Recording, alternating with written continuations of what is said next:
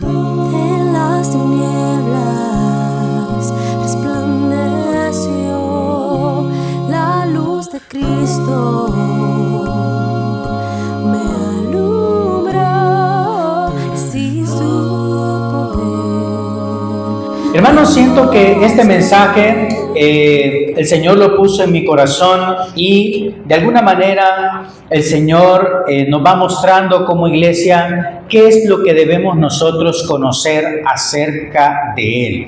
Y en este año 2026 lo hemos llamado el año de la comunidad del reino.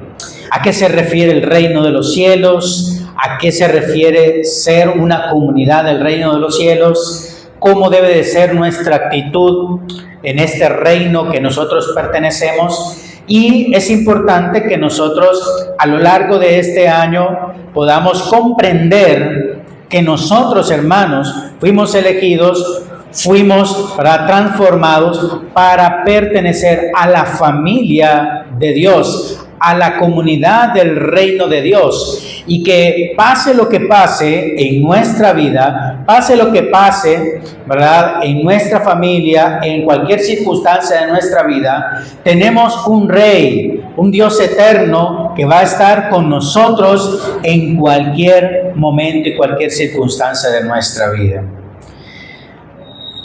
En la época de Jesús, muchos esperaban a un Mesías. Se había profetizado un Mesías, pero a este Mesías lo esperaban como un rey que iba a gobernar en el trono de David en Jerusalén.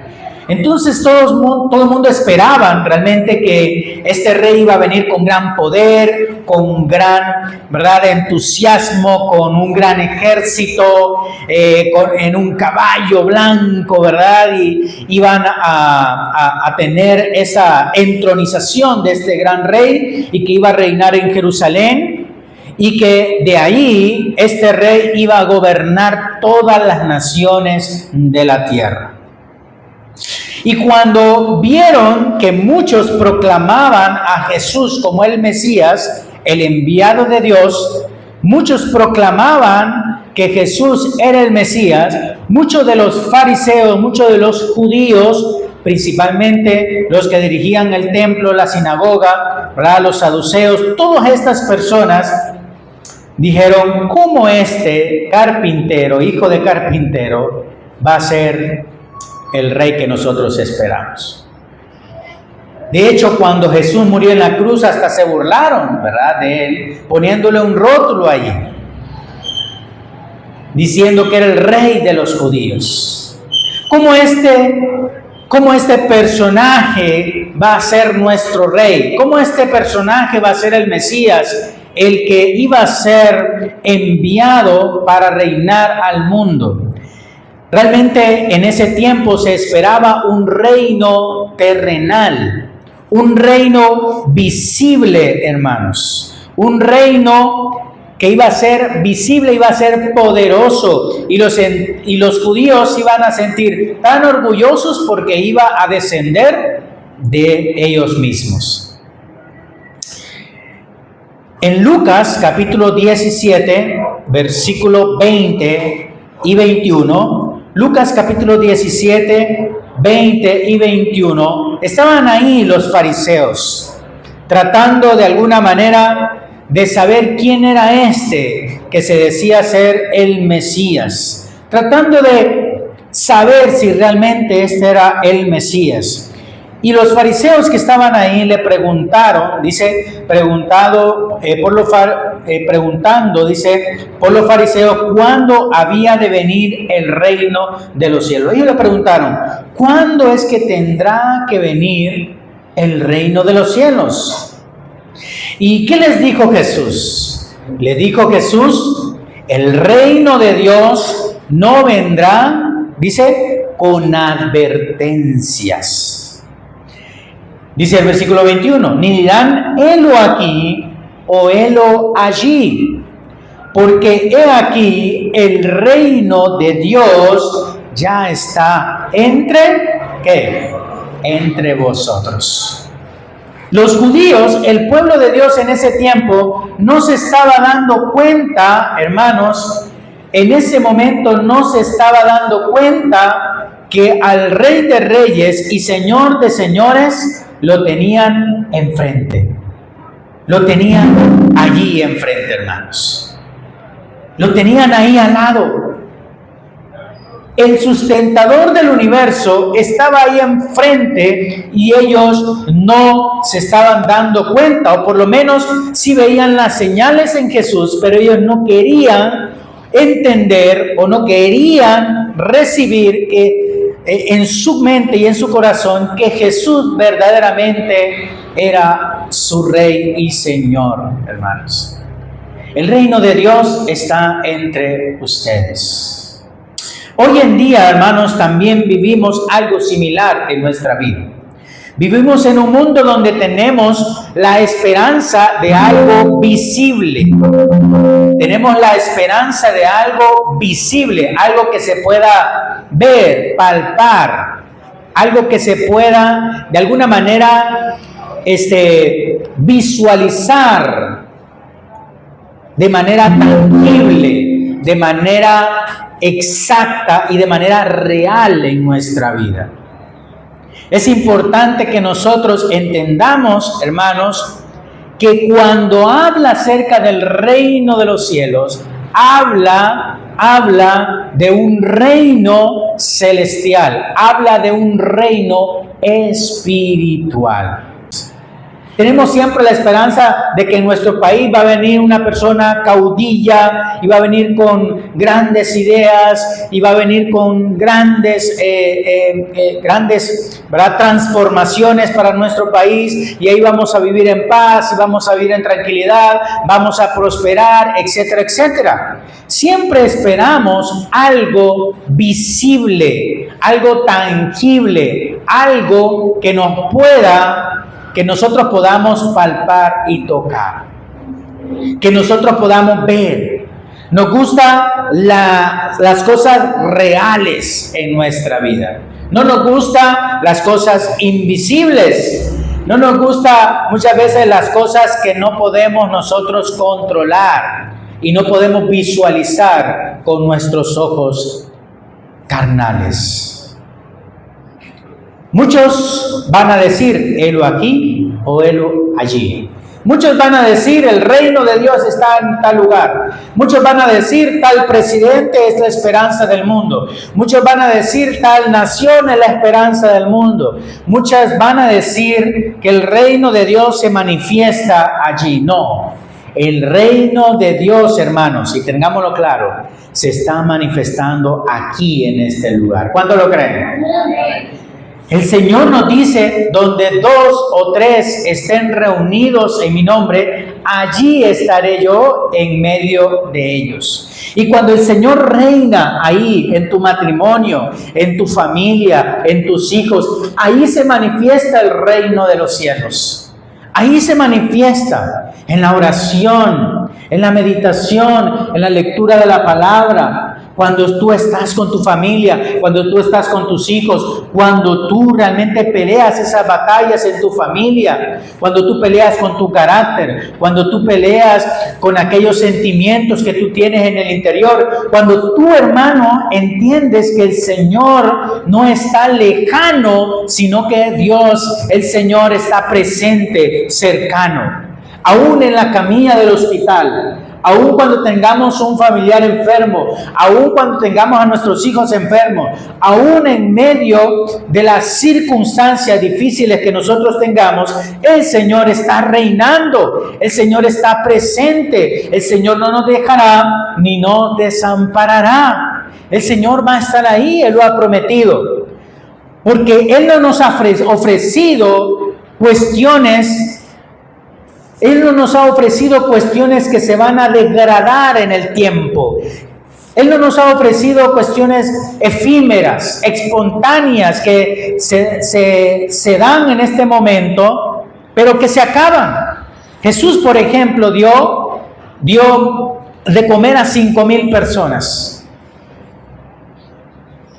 Ellos se llenaron sus estómagos, vieron la gloria de Dios en ese momento, pero después andaban persiguiendo a Jesús y a sus discípulos para que le dieran más de comer. Y Jesús le dice, ustedes me buscan no por las cosas eternas, espirituales que yo les he ofrecido y les he enseñado, sino que ustedes me buscan por las cosas físicas, materiales. Entonces, hermanos, es importante distinguir cuáles son las cosas más importantes en nuestra vida. Y los judíos, hermanos, esperaban este reino terrenal, el aspecto del reino de Dios que Jesús acentuó en su ministerio. No iba a venir con advertencia.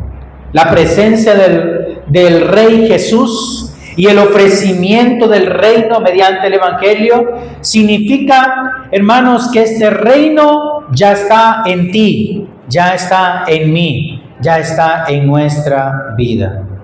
El reino de Dios no es algo externo, hermanos, visible o político. Hermanos, el reino de Dios es una realidad espiritual que ya está presente dentro de nuestros corazones. El reino de Dios no se espera mirando al cielo, hermanos. El reino de Dios no se espera mirando al cielo. Se vive cuando dejamos que Dios gobierne nuestra vida. Cuando dejamos que Dios gobierne nuestros corazones.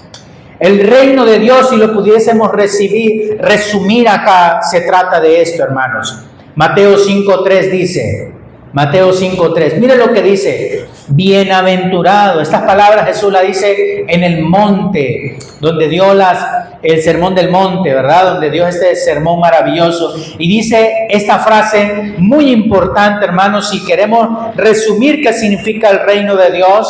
Dice Mateo 5:3, dice Jesús, bienaventurados los pobres en espíritu, porque de ellos es el reino de los cielos, hermanos. Y yo me preguntaba, ¿qué significa ser pobre en espíritu?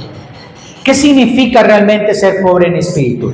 Yo me preguntaba esto y decía, y había muchos textos que decían y hablaban acerca de ser pobre en espíritu. El Señor nos manda a ser pobres. Y el mundo nos llama a ser ricos, a ser prosperados. Incluso muchas iglesias nos mandan a ser prósperos económicamente. Hermanos, y es que no es malo la prosperidad ni la riqueza que podamos conseguir en este mundo. En sí realmente no es malo.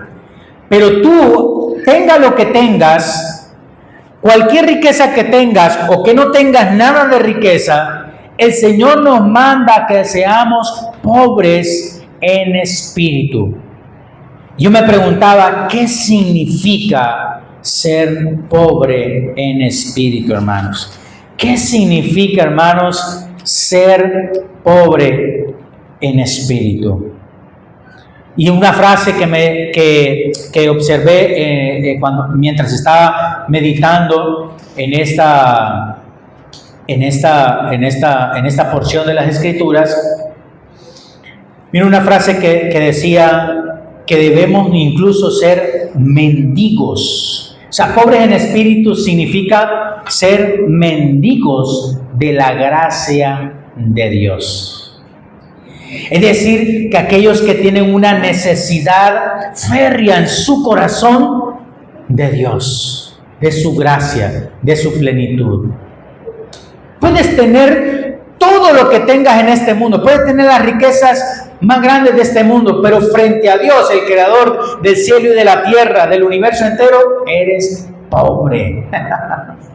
Eres pobre.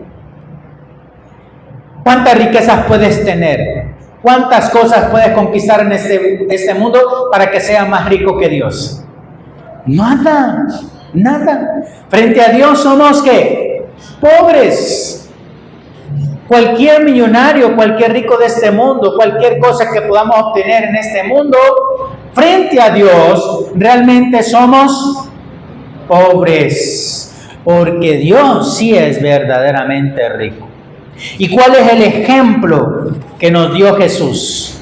¿Cuál es el ejemplo que nos dio Jesús? Pablo lo describe de manera muy espectacular en 2 Corintios 8:9. Miren lo que dice Pablo acerca de Jesús, 2 Corintios 8:9. Porque ya conocéis que la gracia de nuestro Señor Jesucristo, que por amor a vosotros se hizo ¿qué?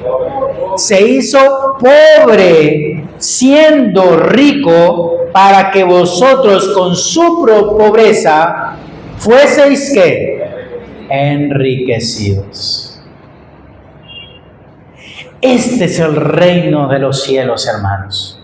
Este es el reino que nos invita a que realmente miremos el ejemplo del Señor y que dejemos que el Señor reine en nuestra vida y que seamos mendigos de su gracia, de su amor, que estemos mendigando, suplicando, que estemos ahí siempre necesitando, hermano. Cuando digo mendigo, significa que tenemos una necesidad de conseguir la gracia del Señor, que tengamos una sed, una hambre de tener la gracia del Señor, de tener el amor del Señor, de tener su presencia, de tener su consejo, de tener su sabiduría, de tener todo, hermanos, de Él en nuestra vida. ¿Y qué ejemplo nos manda el Señor? Para que nosotros sigamos ese ejemplo. Él no se quedó allá siendo rico, el Todopoderoso. Hermanos, Pablo describe a Jesús que se hizo pobre, hermanos. Hermanos, se humilló siendo el Hijo de Dios, siendo Dios mismo. Se humilló, se encarnó en un cuerpo, hermanos, con todas sus dolencias, con todas las cosas que le pueden pasar a uno. Se vino a esta debilidad, siendo poderoso se hizo débil, siendo rico se hizo pobre. ¿Para qué? Para que nosotros, siendo pobres, ¿cuál es nuestra característica? Somos pobres, hermanos, pero a veces no nos creemos así. Incluso no podemos y a veces no tenemos muchas cosas en este mundo y a veces, hermanos, nos creemos más que otras personas por nuestra soberbia, por nuestro ego. Hermanos, nos manda a ser pobres como Jesús se hizo pobre para que fuésemos enriquecidos. ¿Cuándo somos ricos nosotros? ¿Cuándo verdaderamente somos ricos? ¿Cuándo verdaderamente somos ricos? Cuando estamos con Jesús, cuando tenemos a Jesús, cuando su presencia está con nosotros, cuando está en nuestra familia, en nuestro hogar. Puede faltar muchas cosas, puede faltar salud, puede faltar economía, puede faltar techo, puede faltar muchas cosas, hermanos. Pueden faltar muchas cosas en este mundo, pero si estamos fieles con Jesús, si su presencia está en nosotros, si Dios sigue reinando en nuestra vida, en nuestro corazón, somos verdaderamente ¿qué? Ricos. Ahí está la verdadera riqueza. Por eso Jesús decía, bienaventurados los pobres en espíritu. Bienaventurados los pobres en espíritu. Porque económicamente frente a Dios somos pobres, pero a veces en el espíritu nos creemos más que Dios, porque no obedecemos sus mandamientos, no le buscamos como el siervo busca el agua, no le buscamos con hambre, con devoción, hermanos. Entonces, es muy importante que nosotros seamos mendigos, seamos pobres de la gracia de Dios. Y Jesús nos dio ese ejemplo, que aún siendo rico, se hizo ¿qué? Pobre. Para que nosotros, miren, seamos ¿qué? Enriquecidos en su gracia, en su amor. Y yo buscando algún ejemplo de las Escrituras, de alguien que sea pobre en espíritu. Quizás podamos encontrar muchos ejemplos en las Escrituras. Pero es importante reconocer la fuente de dónde vienen todas estas cosas. Y obviamente la fuente es siempre Jesús. Pero hay un personaje en la Biblia que retrató mucho lo que Jesús estaba diciendo. Porque imagine por un momento, ¿qué es lo más preciado que nosotros tenemos en nuestra vida? No sé, quizás algunos puedan decir propiedades, puedan decir economía, no sé. Algunos puedan decir, ¿verdad? Mi esposa, mi esposo. Pero hoy en día, algo muy valioso que nosotros tenemos son nuestros hijos, por ejemplo. Le pregunto yo en esta mañana, ¿qué daría por su hijo usted? ¿Daría su vida por su hijo? ¿Estaría dispuesto a dar todo por su hijo?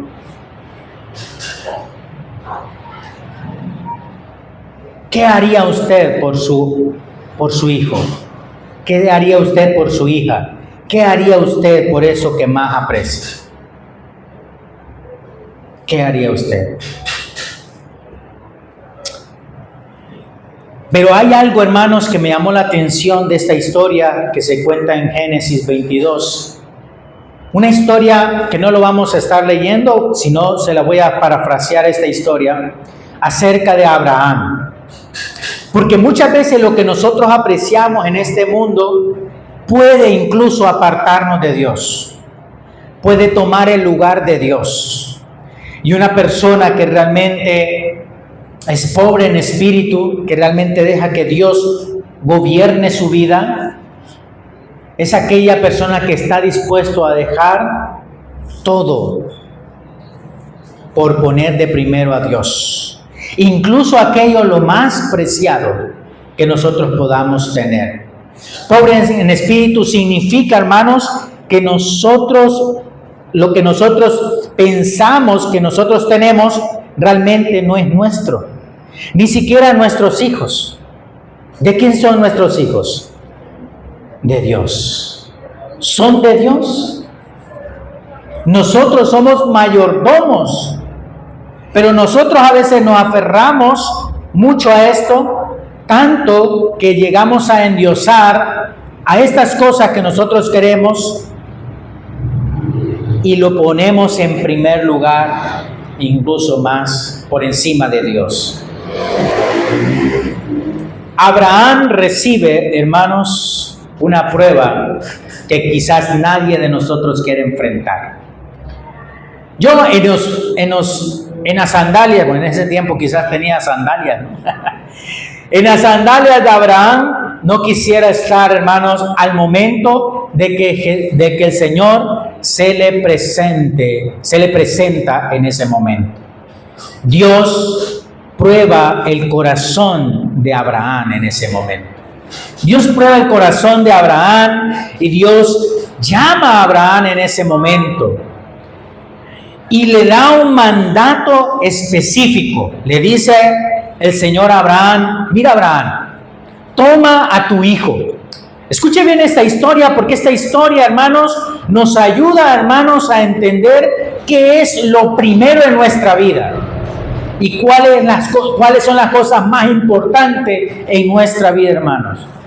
Mire, acuérdese que Abraham con Sara, su esposa, tuvieron a Isaac ya siendo viejitos. Fue un milagro. O sea, Sara tenía 90 años.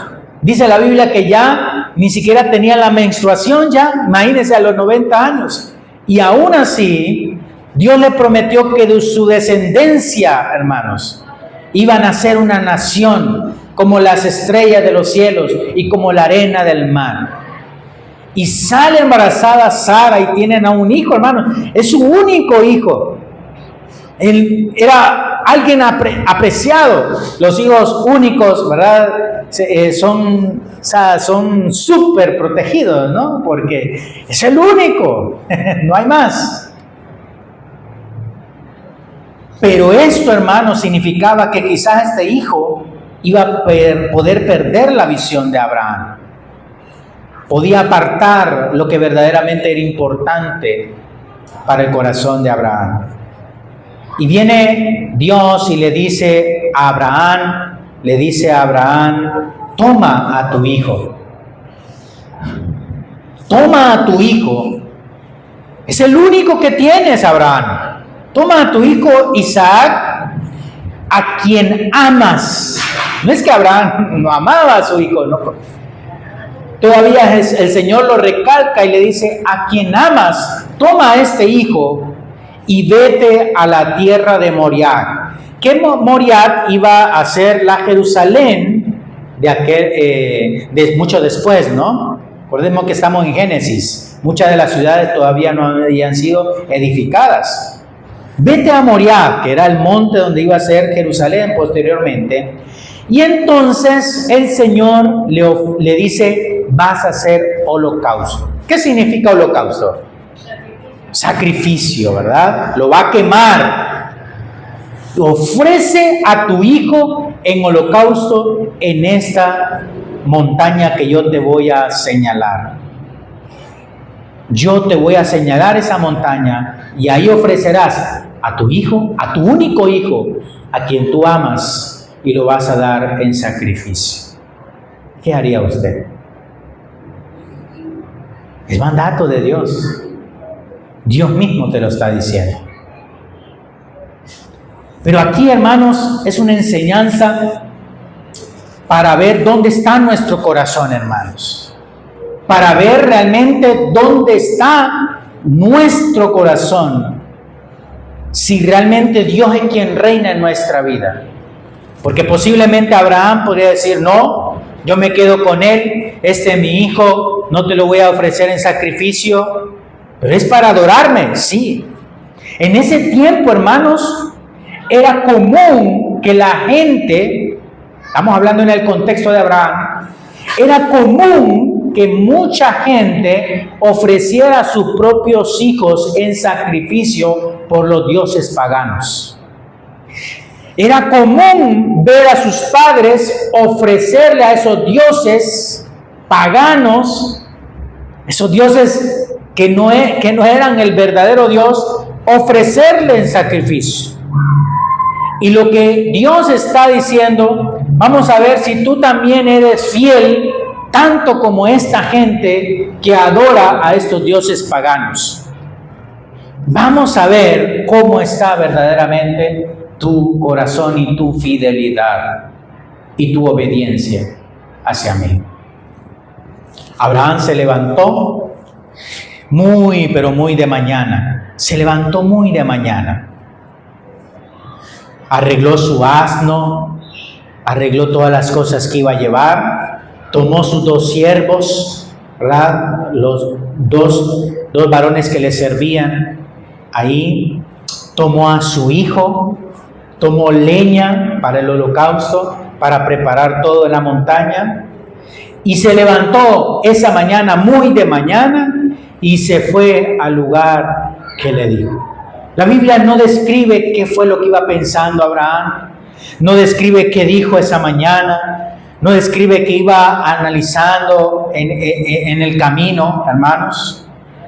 Pero la fe de Abraham, hermanos, era una fe de acción.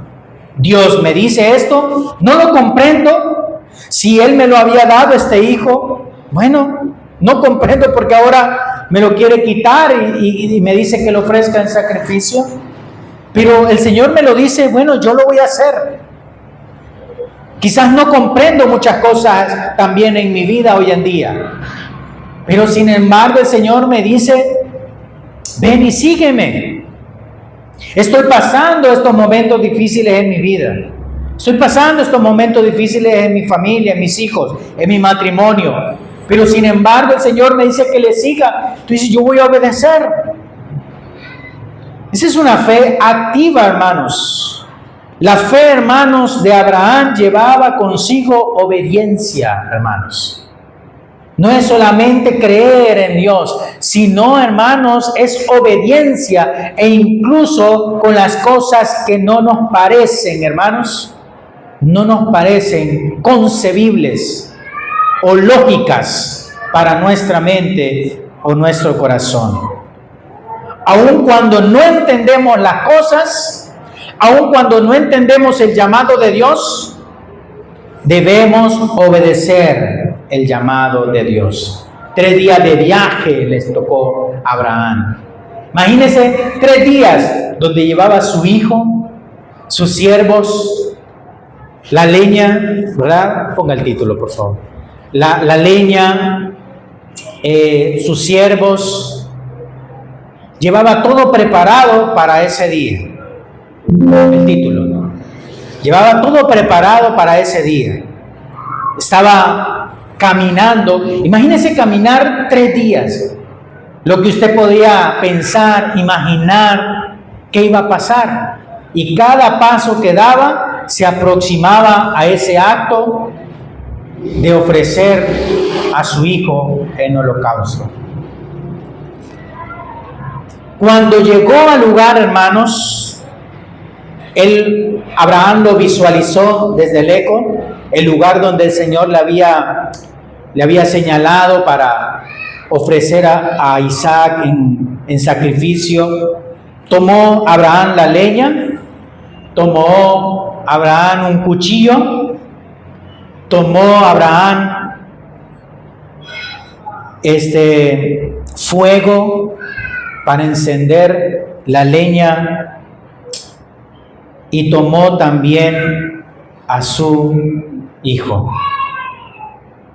Mire los elementos que tomó Abraham: la leña, el cuchillo, el fuego y a su propio hijo.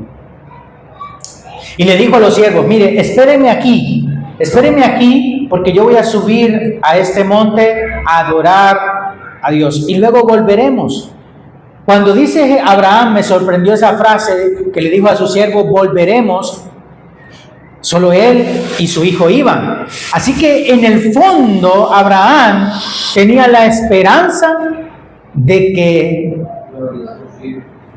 que Isaac se iba a salvar, o por lo menos que aunque lo ofreciera en sacrificio, el Señor lo iba a resucitar. Eso es lo que dice, por ejemplo, eso es lo que dice el escritor a los Hebreos cuando habla de Abraham, ¿verdad? Hebreos 11, 17 al 18, el escritor a los Hebreos lo describe de esta manera, dice: por la fe Abraham, cuando fue probado, ofreció a Isaac, y el que había recibido las promesas ofrecía a su unigénito, habiéndosele dicho: en Isaac será llamada de descendencia. Pensando, mire, y aquí es lo que pensaba Abraham, pensando que Dios es poderoso para levantar aún de los muertos, de donde en sentido figurado también le volvió a recibir. O sea, Abraham tenía la esperanza de que si su hijo moría en el holocausto, lo ofrecía en sacrificio, tenía la esperanza de que Dios lo iba a resucitar. Esa era la fe de Abraham, hermanos. Esa era la fe de Abraham. Pero sin embargo, vivir esta experiencia que Abraham tiene en este momento, muy difícil, hermano. Es muy difícil. No es fácil. Imagínese usted tomando a su hijo para ofrecerlo en sacrificio. Llevar el cuchillo, la leña, el fuego, para tomar a su hijo, degollarlo y quemarlo en el altar. En todo esto, hermanos, el Señor le da más duro al corazón. Yo digo que es el Señor que le da más duro a través de Isaac el corazón de Abraham. Su hijo pequeño se le acerca al papá y le dice al papá: mira, papá. Abraham se le acercó, como que mi hijo Matías se me acercara, ¿verdad? Y me dijera: mira, papá, llevamos leña para hacer el sacrificio, llevamos un cuchillo, llevamos fuego también, pero yo no veo por ningún lado el cordero que vamos a sacrificar. Yo no lo veo por ningún lado. Isaac no sabía que él era el cordero que iba a ser sacrificado. Isaac no sabía en su inocencia de niño que él iba a ser degollado en ese sacrificio. Lo que le contesta Abraham le contesta y le dice: Dios va a proveer algún cordero. para el holocausto. Dios lo va a proveer, hijo mío, le dice. No te preocupes por eso. Pero Abraham siguió firme en la decisión. Siguió firme a realizar este holocausto. Abraham confiaba que aunque Isaac muriera, hermanos, quizás Dios iba a hacer algo. Pero él, aunque confiaba que iba a hacer algo el Señor, él obedecía las palabras tal y como el Señor se las había encomendado. Llegaron al lugar. Abraham preparó el altar, hizo el altar, puso la leña. El altar se construía normalmente de piedras, ¿verdad? Puso Abraham la leña, ató a Isaac, su hijo. Imagínense atando a su propio hijo para que no se moviera cuando lo iba a degollar, para que él no tuviera movilidad en sus manos ni en sus pies. Puso ahí el altar, luego la leña, ató a su hijo y lo puso encima de la leña. Y cuando Abraham tomó el cuchillo en ese momento, lo tomó en sus manos, hermanos, listo para degollar por el cuello a su hijo. Era un momento decisivo, hermanos. Era un momento crucial. Era un momento en que Abraham no sabía qué iba a pasar en ese momento. Como muchas veces, a veces no sabemos por qué pasan las cosas en nuestra vida. Y cuestionamos, a veces incluso cuestionamos a Dios, ¿por qué pasan estas cosas en mi vida? ¿Por qué está sucediendo esto en mi vida? ¿Por qué no sigo adelante? ¿Por qué hay cosas que no puedo controlar? ¿Por qué hay cosas que no comprendo? Y le suplicamos al Señor que nos dé la respuesta necesaria en esos momentos de incertidumbre. Hermanos, lo más apreciado lo había amarrado y lo había puesto en el altar. Lo más apreciado, lo que más amaba Abraham, estaba ahí listo a morir para ofrecérselo a Dios. La pregunta es, ¿estamos dispuestos a nosotros a despojarnos incluso de lo que más amamos para poner a Dios en primer lugar? ¿Estamos dispuestos, hermanos, a dejar atrás, a desechar todo aquello, hermanos, que incluso podríamos amar para seguir a Jesús, para amar a Jesús, para seguirle, pase lo que pase? Obviamente Dios es un Dios amoroso y no iba a permitir aquello. Pero a veces hay momentos cúlmines en nuestra vida donde tenemos que tomar decisiones drásticas en nuestra vida. O sigo a Dios o no sigo a Dios. O sigo a Dios y me dejo guiar por las cosas de este mundo.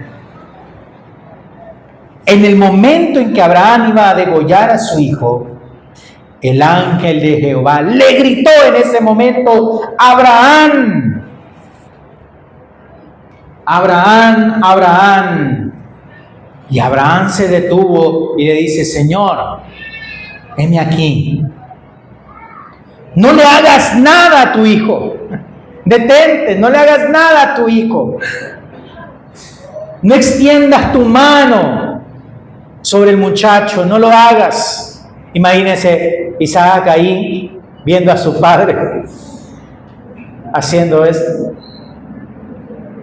Qué dolor, hermanos. Qué circunstancia difícil, hermanos. Pero el ángel se le apareció y le dice: no lo hagas. No extienda su mano sobre el muchacho. No le hagas nada. No le hagas daño. Porque yo en este momento conozco que temes a Dios. Gloria a Dios, hermanos. En estas circunstancias es cuando verdaderamente, hermanos, se pone a prueba nuestra fe, nuestra convicción de qué estamos hechos, hermanos. Hermanos, no podemos salir corriendo porque un hermano no me saludó, porque vi algo, ¿verdad?, que no me agradó en la iglesia. No, hermanos, son cosas efímeras. En estas pruebas reales es que verdaderamente se pone a prueba nuestro corazón, hermanos. Nuestra convicción, nuestra fe en el Señor. El Señor es un Dios amoroso. Siempre va a querer lo mejor para nuestra vida. Porque incluso, aunque Isaac hubiese muerto, ¿con quién iba a estar Isaac? Con el Señor. Con el Señor. Porque los que creemos en el Señor, esa es la esperanza. En este momento, le dice el ángel a Abraham, en este momento realmente conozco que temes a Dios, por cuanto no me rehusaste lo más preciado, lo que más ama, no me lo rehusaste. No me lo rehusaste. Abraham comprendía que su hijo no era suyo. Sí lo amaba, era su único hijo, lo tuvo en la vejez, era lo más preciado que tenía quizás Abraham, pero ni siquiera su propio hijo decía que era de él, sino que si tú lo quieres, Señor, te lo doy. Se despojó a Abraham de todo esto. Esto es ser verdaderamente pobre en espíritu, hermano. Ser pobre en espíritu es decir, todo lo tengo con Dios. Incluso si el Señor quiere lo más preciado que yo tengo, que pueden ser mis hijos, si el Señor lo lleva, gloria a Dios, porque sé que estará con Él. Y sigo adelante, sigo firme en mi fe, sigo firme en mi convicción. Y quizás, hermanos, es muy fácil decirlo, pero transitar por esas calles de dolor siempre va a ser muy, muy difícil. Así como Abraham dijo que Dios iba a proveer, así Dios proveyó un carnero por ahí que se enredó en una zarza ahí.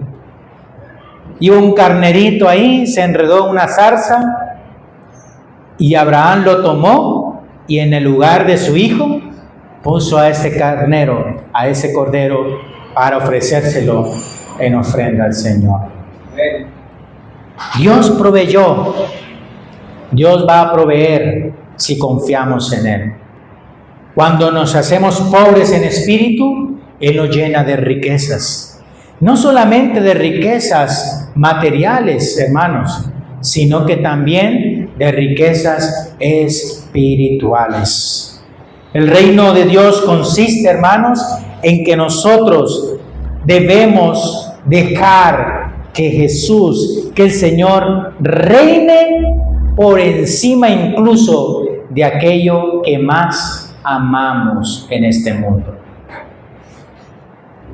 Es Dios el primero, es Cristo en primer lugar, es Cristo en primero en todo. Si no lo acabamos de entender, hermano, entendámoslo en esta mañana de una buena vez. Dios es el Rey de nuestra vida, es el dueño de nuestra familia, es el dueño de nuestros hijos. Dios, el Señor, es el Rey de nuestra vida. Dejemos que el Señor reine en nuestros corazones y que no sea nuestro orgullo, nuestra vanidad, que no sea, ¿verdad?, nuestro egoísmo, nuestra soberbia, que muchas veces nos ponemos por encima de la voluntad de Dios. Humillémonos delante del Señor. Seamos, como dice Jesús, pobres en espíritu, porque van a ser bienaventurados y van a ser ricos, porque de ellos será el reino de los cielos, hermanos. La promesa del ángel viene después a Abraham Y le dice el ángel a Abraham: te bendeciré, te multiplicaré. Tu descendencia será como las estrellas del cielo y como la arena que está a la orilla del mar. En tu simiente serán benditas todas las naciones de la tierra. Por tanto, obedeciste mi voz. Luego se fueron de ese lugar muy contentos, muy gozosos en el Señor, confirmando la promesa, hermanos. Es tan fuerte esta promesa, hermanos, es tan fuerte, es tan gloriosa, que de la simiente que iba a salir de Abraham iba a ser el mismo Cristo Jesús muchos años después. La promesa se iba a cumplir en Jesús. Así que, hermanos, hay una promesa para nosotros en este día. A pesar que quizás pueda haber un altar, un momento decisivo, puede haber un altar, un cuchillo, una leña, puede haber un momento crucial en nuestra vida que nosotros vamos a tomar esa decisión. Que siempre y ojalá sea la decisión de seguir a Jesús. Pase lo que pase. Pase lo que pase. Póngase en pie, hermanos, para terminar. Dejemos que el Señor, hermanos, sea primero en nuestra vida. Primero en todo. Incluso con lo que más amamos. Con lo que más amamos. No nos aferremos.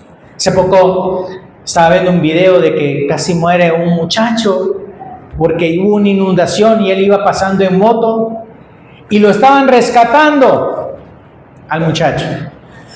Pero él no quería soltar su moto. Él estaba aferrado a su moto. Es que es mi moto, es mi caballito de batalla. Hermanos, así nos aferramos muchas veces a las cosas.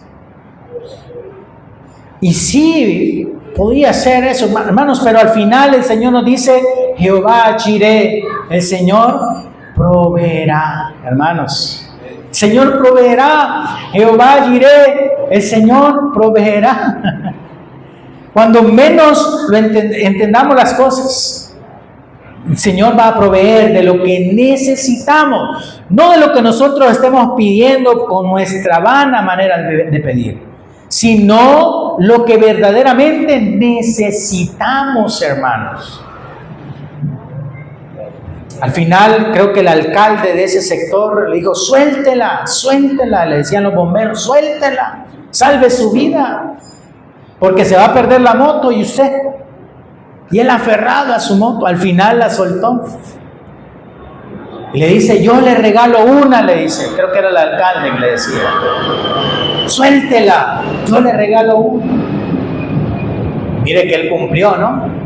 Al día siguiente, el sano y salvo, fueron y le compraron la moto al muchacho. No nos aferremos, hermanos, a las cosas.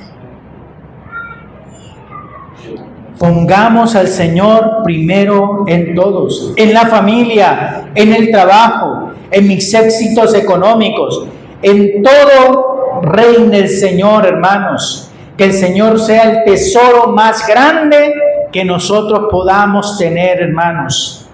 Primeramente busquemos el reino de Dios y su justicia, y todo lo demás será añadido. El mismo Señor siendo rico, hermanos, recordemos eso. El mismo Señor siendo rico se hizo pobre, se despojó. Aún siendo igual a Dios, se despojó eso de ser igual a Dios. Imagínense despojarse de tan maravilloso estatus, hermanos. Se despojó de todo eso. Porque el Señor comprendía que obedecer a su Padre era lo mejor que Él podía hacer. Porque así como fue humillado, el Señor lo exaltaría. Nunca olvidemos esto. El Señor es primero en toda nuestra vida. Busquémosle. No decaigamos, hermanos. Quizás en esta mañana, no habemos mucho por diversas circunstancias, pero los que estemos, perseveremos hasta el final. Mantengámonos firmes en el Señor, no flaqueemos. Por más que miremos números rojos, Dios proveerá. Dios proveerá. Dios proveerá, hermanos. Dios proveerá. El Señor lo ha prometido. ¿De veras reina Jesús en tu vida? Espero que Jesús reine en nuestra vida.